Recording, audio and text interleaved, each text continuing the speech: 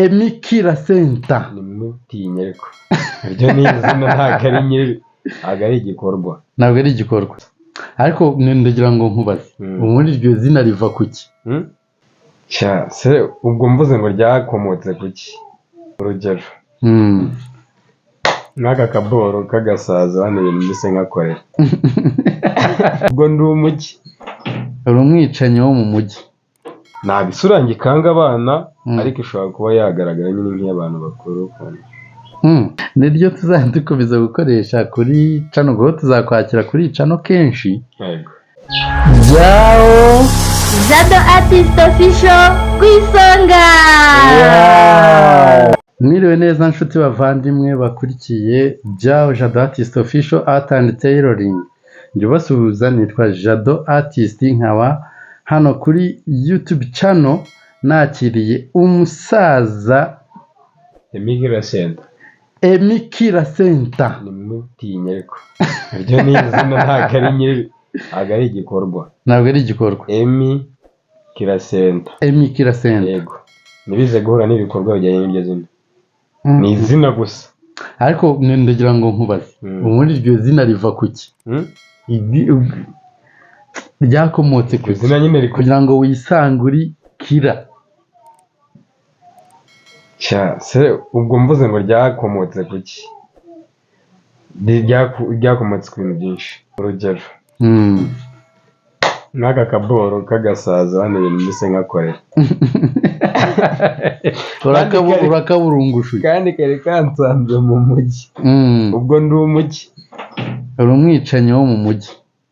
None se ubwo niba ntangiye ubu hari n'utundi tuntu twinshi nyine no kuba n'abantu baba barambonyemo nk'umuntu nyine ufite ukuntu agaragara.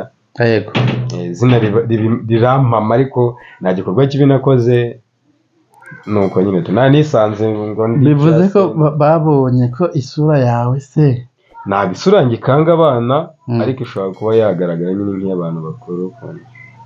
Ntabwo mbizi, ubwo bazambwira abantu ndagaragara nk'umuntu nka nyiri iryo zina cyangwa barabinyitirira. Anyway, hano kuri YouTube channel rero dukora ibintu bitandukanye harimo painting, branding, designing, tailoring and knitting. Painting ni ugushushanya aribyo bijyana na designing, byose ni ugushushanya. Hazamo branding aribyo kwamamaza, hazamo tailoring aribyo kudoda, ndetse na knitting aribyo bita kuboha. Cyane cyane tuboha ibintu by'imipira y'imbeho y'abanyeshuri n'iy'abantu basanzwe batari abanyeshuri turayikora, ariko twibanda ku banyeshuri. Aha rero uwagira kimwe muri ibyo tugarutseho yaduhamagara kuri 0788259948 cyangwa se 07802020. Iyo nimero urumva itoroshye ra? 07802020. Ijana se biracyagura iki? Oya, ntabwo mbuze ijana ry'amafaranga. 100. Ya. Uwo wabivuze nabi. 0780 mbwira 0 kabiri 0 1 0 0. Yanyiza tumujugunye icyo giciro cyanyu. Oya, ntabwo nongera kuvuga ijana. Ndi kumva wowe bita utekereza amafaranga. Bitewe na gatema ndi n'ideni shayibuze ibintu bijyana n'amafaranga. Amaraso arahagarara. Wejya uvuga imibare nk'uko yanditse. Okay. Noneho rero tuje dutya rero Emikira Center. Yes. Turi mu mwaka w'2025. Ariko uyu mwaka nyine uracyari mubisi uracyari mushyashya. Mu byagara. Mu nyonyo. Mbega nturajyaho ivumbi. Uracyari kudushashi. Uyu mwaka wa 2024 urangiye. Uyu dusize hano hirya. Yego. Ntabwo nshaka kurebayo. Uyu twashyinguye. Ko wari wikanze. Oya. Ntabwo nari nikanze ahubwo no abantu benshi bavuga ko ari umwaka wabagoye. Wowe uriya mwaka wubayemo ute, uratubwira ku bintu byakugoye then ugaruke utubwire no ku byagushimishije. Okay. Uriya mwaka rero urebye ku ruhande rwanjye nta ribi ryawo. Uriya mwaka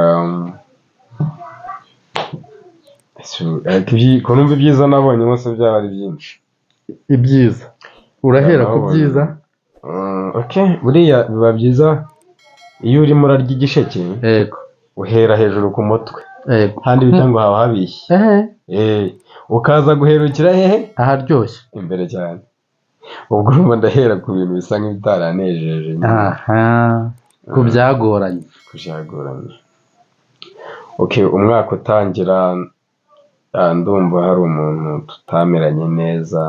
Yego. Turaserera, umuntu muha udufaranga twanjye aratunyatsa. Ariko ko yari umuvandimwe nyine ndapfusha. Uriya mwaka urukundo rwaraganje. Uriya mwaka urimo ibyiza byinshi. Yewe ibi byo ndumva wa mugani buriya uko byagenda kose umuntu mwabanye imyaka irenze 10 mubanye neza, umwaka wa 11 akagira ikosa rimwe gukorera, ushaka iryo kosa bifata nk'itabaye. Urumva niba uriya mwaka njyewe narabonyemo iyi kosa rimwe ntabwo byatuma nibagirwa ko hari ibyiza byinshi nabonyemo. Niba iryo kosa njyewe bitangoye kuribabarira. Byiza rero ubwo byawo ndumva ibyo navuga ko ibyo byinshi.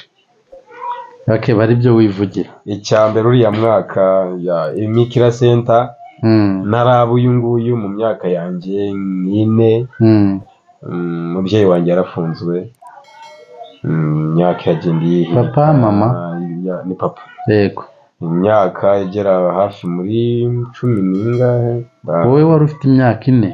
Njye nari mfite imyaka 4 afungwa. Yego. Uwo mwaka urumva ntabwo nkuzi sinkubara. Yego. Ariko icyiza nabonye nyine muri uwo mwaka 2024 nongeye gukubita amaso papa wanjye mu myaka 20 n'ingahe n'ibiri nari mfite muri uwo mwaka urangiye.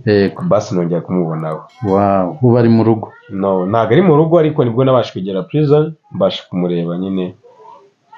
Ntabwo ararangiza igihano ariko basi nangiye kumubonaho mbona umubyeyi. Urabona ko bamutwaye kera nta n'agafoto ntaki. Ntabwo wari umwaka wa mbere mwiza. Umwaka rero nawubonyemo umukunzi birangira bisaba n'umugore. Yes. Ni ibintu byiza pe. Ibi bundi hari ibintu nka bingahe bishobora kuvunja byose byiza nageze. Yego. Bikaburizamo bike byambereye bibi nyine tu. Uriya mwaka rero ngiye urumva muri make nta kintu mushinja. Niba nabonyemo umubyeyi nkabonamo umufasha. Imana ishimwe cyane kuko ibyiza aribyo byabaye byinshi.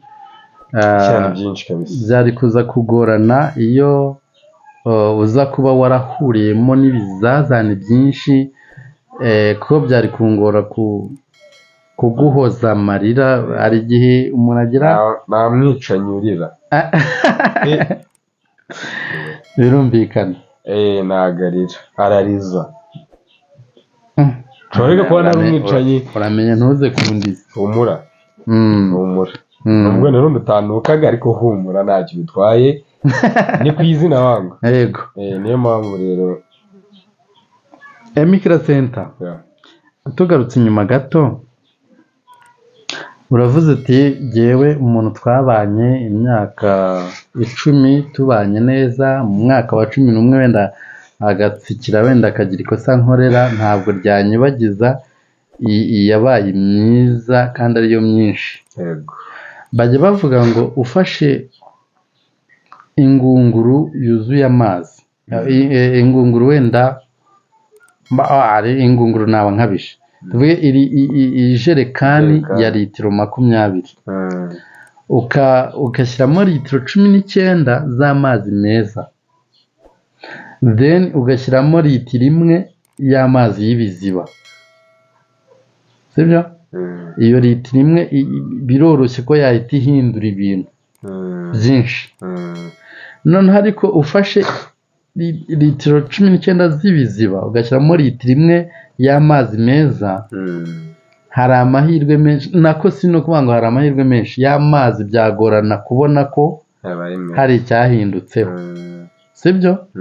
Ibyo rero abantu bakabishingiraho bavuga bati umuntu ashobora gukora ibyiza byinshi ariko yakora ikibi kimwe kikorosa bya bindi byose bikaba ubusa.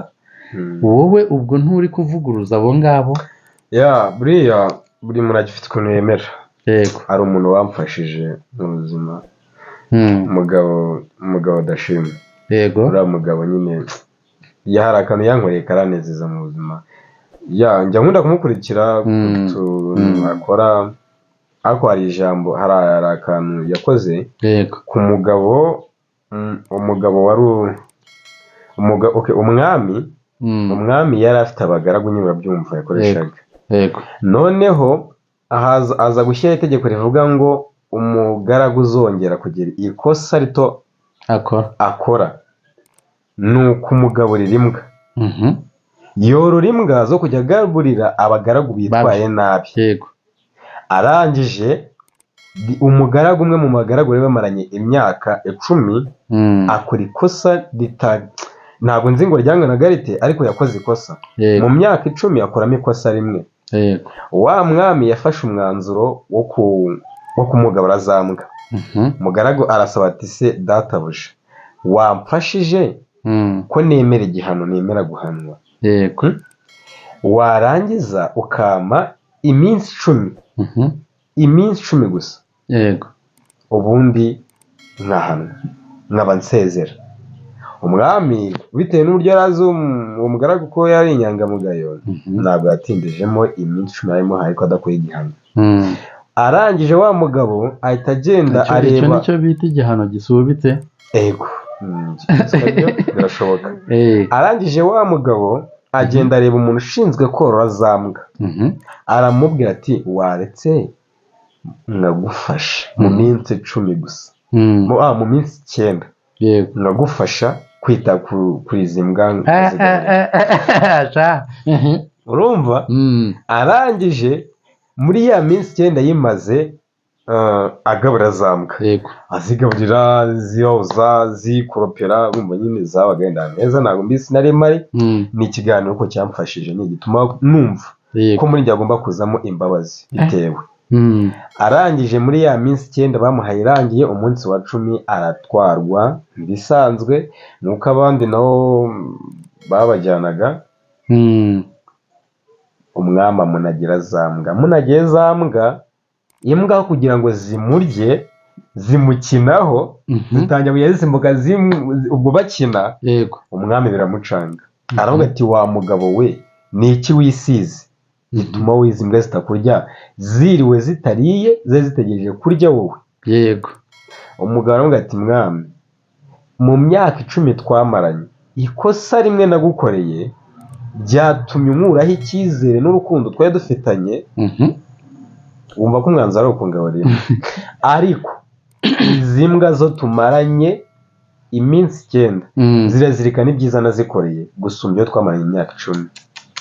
Aho hantu harimo akantu gakosotse kumvikana.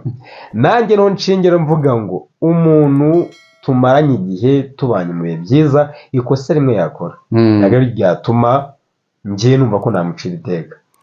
N'umuntu yakosa birashoboka, gukosa ku kiremwa muntu birashoboka. Ubundi kwihora kwiza nabonye ni ukwiberaho neza. Umuntu awukosheje ukamubwira ko nta kintu gutwaye, umuntu azagutuke ubifate nkaho utamwumvishije, uzare ikibazo uzasigarana. Njye niyo mbwiye uti wambwa wenda ko abantu uzi kwitegereza nkigendera, kuri byo ugasanga ndimbwa cyane rwose. Naho rero umera nyine mvuga ko umuntu twumaranye igihe ntabwo kumwosereza rimwe byatuma ngera. Bantu banjye murumva ahantu harimo isomo, harimo agasomo ka danje. N'undi muntu wenda waba ufite ukuntu, hari abantu bagira imijinya navuga ibidashinga. Turashwanye, ndagututse, kandi mu by'ukuri ngiye nkututse wagicucuwe, ndagututse ariko narakugaburiye.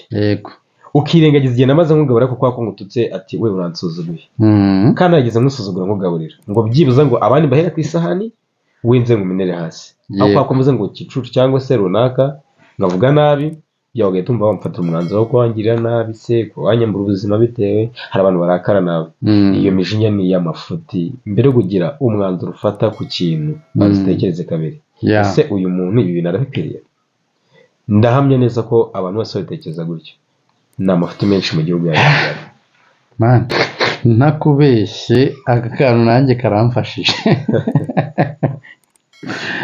wahita ukorwa n'ikimwaro wakorwa n'isoni mu gihe waba waramaranye n'umuntu imyaka 5-6 kugeza ku myaka ntazi yakora ikosa rimwe ugafata umwanzuro wo kumwica nyamara imbwa zimaranye nawe iminsi mike cyane nta n'ukwezi zikazirikana urukundo zikazirikana umubano bagiranye muri iyo minsi mike ni isomo ryiza cyane ni isomo njye ryaramfashije nyine byatumye numva ko ubundi hari akantu ngiye mperutse gukora ntabwo ari iby'ikiganiro umuntu wese twagiranye ikibazo muri uriya mwaka uwambabaje uwo nababaje nagerageje gushaka uko navugana nawe basi ngiye ngamuha imbabazi niyo we atazima akongeye tugahana imbabazi basi bikarangira numvise ako kana nakumvishije numva hari akantu nyine ku mutima wanjye gahindutse ndi muri bamwe bashobora kuba barumvaga nabi mwumva ko nimba dushwanye birakizwa n'igipfunsi urabona ko sindimo se byanze bikunze kira ubu ujya kuba kira nubwo nabitsinze ariko ujya kuba kira ukuntu umuntu yakubonye cyangwa ushobora gusanga wenda nka umuntu arebye nka background yawe ushobora gusanga warabayeho nk'ibandi ukuntu akantu k'amafuti cyangwa isarigoma birashoboka hafi aho birashoboka ariko ubusayizi ndi umugabo uyu munsi wabaye mariye iryo zina uzakomeza uryitwe cyangwa uzarihindura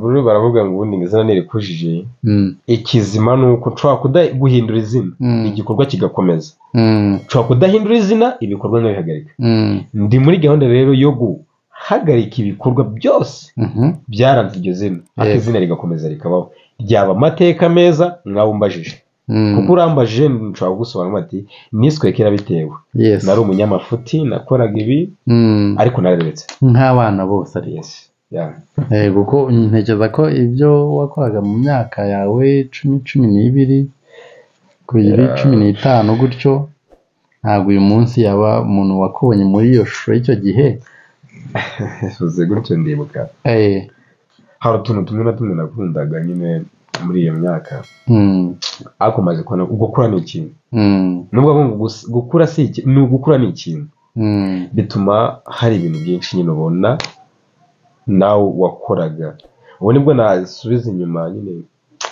mwitekerezaho nkibuka wende nahoze ndi we nkabona ko nakoraga nabi ukabona ko ibyo wakoraga bitari hari utuntu nakundaga two gukanga abana ngakanga umwana nkamurwaza umutima hafi yo kuba umwana yanandota aryamye akabuza induru ariko naje gusanga narahemutse cyane gusa wenda njye amahirwe nagize abana bose nabangamiye nabashe kwiyegereza twongera tuba inshuti tugirana urukundo ariko hari umuntu utabasha no gutekereza inyuma ngo agaruke arebe ahantu yakoze ikosa buri iyi kosa si ugukosa ikosa ni uko utikosora iyo ukosheje ukamenya ko wakosheje ukavuga ati iki kintu kangira ikintu mpinduraho nuko se ngo wikomereze ugende biba byiza cyane mbega ntiwigire ntacyo bimbwiye ubona hutaje ibyo bimureba impamvu mvuga ngo nagiye mbibona aho ngeze nabaye kira ariko unshaka nahindura ariko ntabwo ari ngombwa guhindura ukaba uhinduye ukareka kwitwa kira wumva waba nkane nka Sevia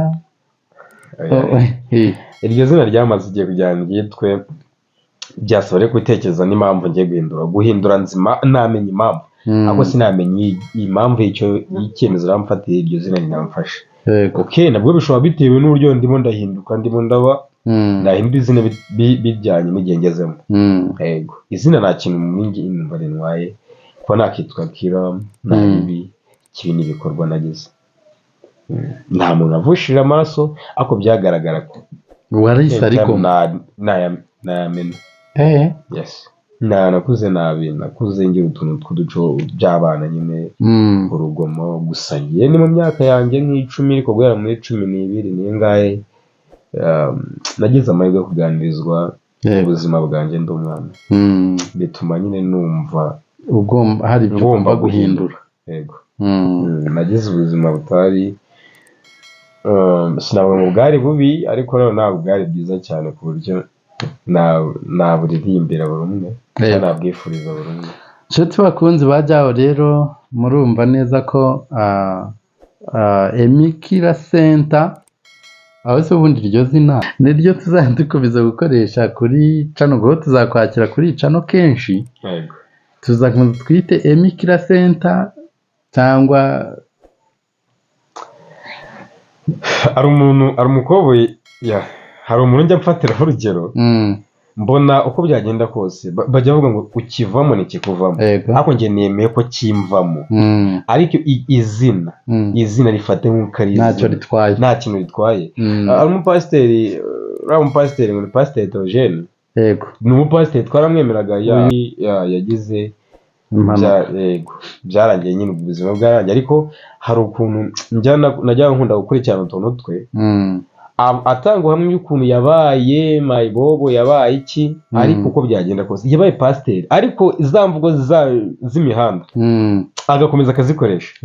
Ariko kuba yarazikoreshaga za mvugo z'imihanda yasize, si uko yari akibirimo, ahubwo n'undi ni uko ari ubuzima yabayemo igihe kirekire. Biragora rero, yashakaga no kumvikanisha ko uwo yari ari we yaba undi muntu, bigashoboka. Ntibyatumye atabasha gukora ku mitima ya bamwe.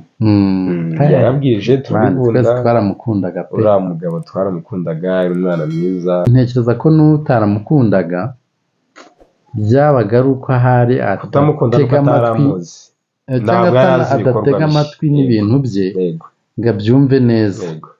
Ariko uriya musaza yafashije abantu. Nanjye rwose ndimo, hari abantu nkabangaye njya mvuga ati umuntu wa mbere wamfasha mu buzima nkabasha kwitekerezaho, umugabo bita Dashima. Ntabwo turahura ngize nka chance yo guhura nawe, hari byinshi navuga kandi namushimira. Dashima yaramfashe byatari, nakunze kumukurikirana nyine, niyo ndyamye mfite akanya mbasha kumva utuntu inkuru ze yagiye akora, nyinshi numvise zamfashije.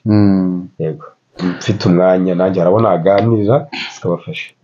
Yego, bakunzi ba Jyaho rero, umuryango mugari wa Jyaho, muri inshuti, muri abavandimwe, murajya naho hasi muri komenti mutwandikire, mutubwire niba ikiganiro tugiranye na Emikira Center nimba hari icyo kibasigiye. Ariko ndahamya ntashidikanya ko iki kiganiro ari cyiza cyane. Ndahamya ko Emikira Center ari urugero rwiza rw'umuntu uwo ari we wese wabaye muri ibi bitari byiza, ariko akagera akaba yahinduka. N'ugifite ibyo abamo bitari byiza, uyu munsi akaba yakumva ikiganiro cya Emikira Center, nanjye kubyita ubuhamya. Ubwo se ni ubuhamya? Ni ikiganiro ariko ni ubuhamya. Ni ubuhamya bivanze. Uko byagenda kose ntabwo wabura ubuhamya. Ntekereza ko n'ufite ibibi arimo cyangwa se umurongo arimo utari mwiza yakwigira kuri uyu muvandimwe Emikira Center. Arakubwira ati hari ukuntu nakangaga abana nkagira ngo nkabona nanjye birandenze, hari ukuntu se nakuze nabi ntari mu murongo mwiza, ariko uyu munsi nanjye ndi uwo abandi bakwigiraho. N'ikimenyimenyi mwabonye ko afite alliance, isezerano. nta muntu rero waba atarahindutse ngo ajye muri uyu murongo. Birashoboka. Namwe aho hasi muri komenti muduhe ibitekerezo, kandi mwemerewe no kuzajya mutubwira muti ubutaha muzatugarukire ku kiganiro giteye gutya. Ibitekerezo byanyu byajya biduha kontenti tubagezaho umunsi ku wundi. Hano kuri Jao intego ni ugutuma urukundo ruganza iteka mu bantu. Murakoze cyane. Njyewe mwari kumwe, nitwa Jado Artist, nkaba nari kumwe na Emikira Center. Ciao ciao, ibiganiro byacu nakagaruka. Jao Jado Artist Official ku isonga.